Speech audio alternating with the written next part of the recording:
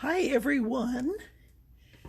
It's Monday afternoon and I'm a little bit late posting, but I wanted to show you the Bringle flat blender. This is one of my favorite brushes to use for landscapes, and it's just so versatile. This brush is manufactured by Scharff. Okay, and there are several different sizes. I think the 8 is quite versatile unless you're working large, and then you could get even larger. The 6 is great too. Wanted to show you, this is an old Bringle blender. They were manufactured by Betty Bird brushes a long time ago, and I continue to use this. You can see that it's gotten scruffy, and that just makes it wonderful. So these brushes get even better with age. Okay, this one's got a little bit of wear to it, so it's getting nice and seasoned. So I really love these brushes.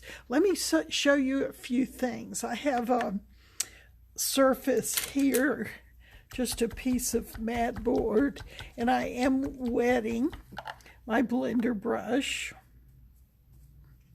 and you can probably see down here on my palette I have some colors.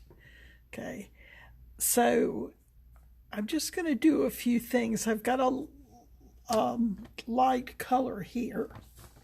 And one thing we can do is, if I set the brush completely perpendicular to the surface, set it down and flick up. Look what nice grass that creates.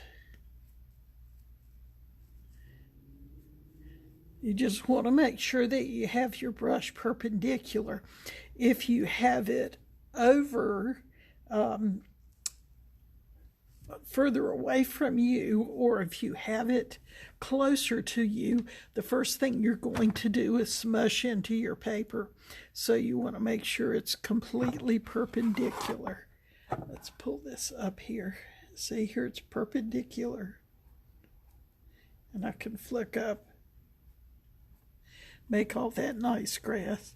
Of course, I could use it on its side and just give us some ground lines. And this makes great snow. It also makes wonderful, washing my brush here, makes wonderful beach sand. So here we can just give ourselves a dune, pull off to the side, and just scruff it in.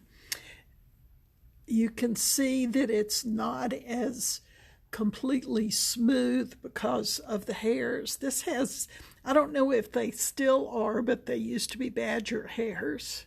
Okay, so it's not a sharp brush like a flat. You know, here's your flat. Okay, and it'll have a nice chisel edge when it's wet. And here's my flat blender. Okay. Now, another thing that I like to do with the flat blender, and let me just move over here a second. I'm going to hold my brush out to the side, and I'm loading just that corner. Do you see where the whole brush is not loaded? Okay, let me get my surface back here again.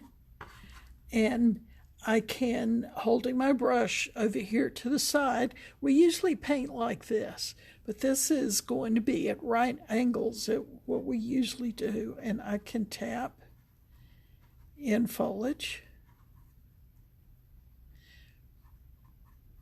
I've used this for evergreen trees. You've seen those in some of my other demos. See, I could just work back and forth. I could also create some bushes. Now, I'm not holding the brush flat and I'm not holding it on the edge.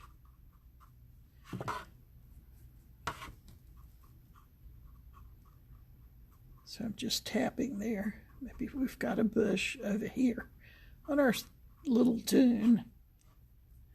And then I could come in and flick up some grass.